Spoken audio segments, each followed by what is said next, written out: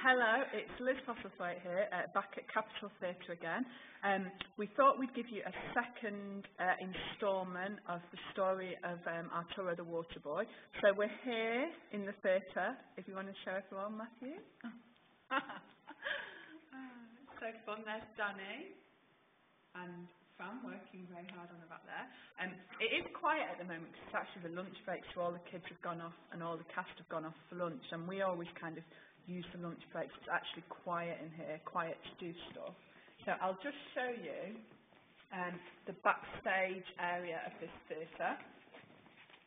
So if you come through, so this is the area where the actors have to work at the back of the stage. It's actually a nightmare, but we are getting used to it.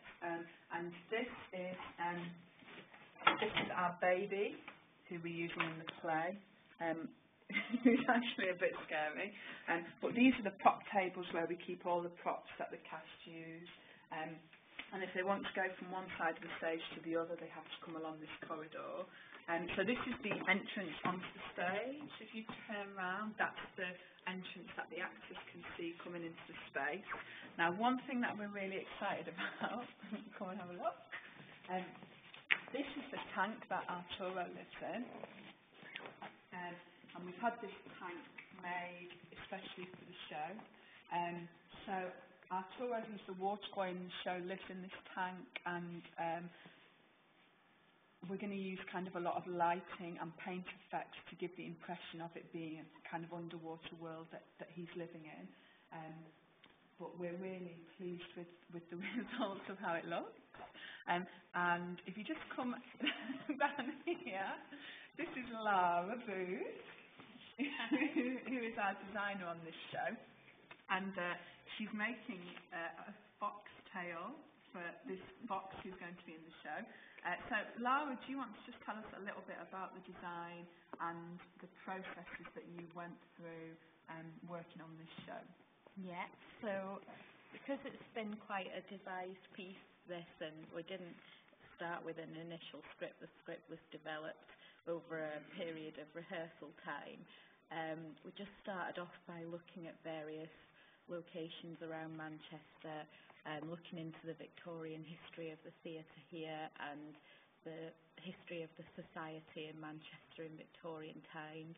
And one of the ideas that came up from that we wanted to use was the idea of the Victorian freak show and touring theatre, as well as looking at the society of how young people working in mills were treated and what their lives were like in Victorian period. So the idea behind the design for the set has been to incorporate both the environment of the mill and the workhouse, along with the idea of a stage show and a Victorian fair.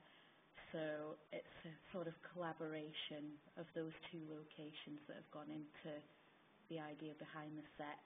And this is our star of the show here. This is our fox. He's been with the Library Theatre Company for quite a while now. This is the third show that he's done for us, and he's very excited to be performing with us again. But the reason that we've got him is because in Victorian circus sideshows, they used to have a lot of kind of oddities on display.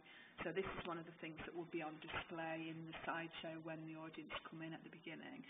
But they used to like having, as though a stuffed fox isn't weird enough, they used to like having animals that kind of were a bit peculiar or had deformities. So that is why Lara is making another tail for our fox. So although he's appeared in shows before, this is the first time he's appeared in a show with two tails. So as Lara was saying, the space becomes lots of different things through the play. So the way that you're seeing it at the moment is kind of the way it's set up for the circus sideshow, and then it changes throughout the play and becomes lots and lots of different locations. Do you want to tell us a bit about the costumes as well, and the kind of costumes that we're using in the show, Lara? Yeah. So we've gone down a traditional Victorian costume route, and it's sort of set late Victorian, 1870s onwards. So that was the basis behind it, but we've had to have a couple of special costumes made for some of our freak show performers, but I don't want to give too much away about them yet. You'll have to come and see them. You have to come and see the show this coming weekend, which is the 6th and 7th of August here at Capitol Theatre. Tickets are selling really well, selling like hotcakes, so if you want to get tickets for the show, either ring Key Tickets or go to our website, which is www.librarytheatre.com, and we hope to see you down at Capitol Theatre this weekend.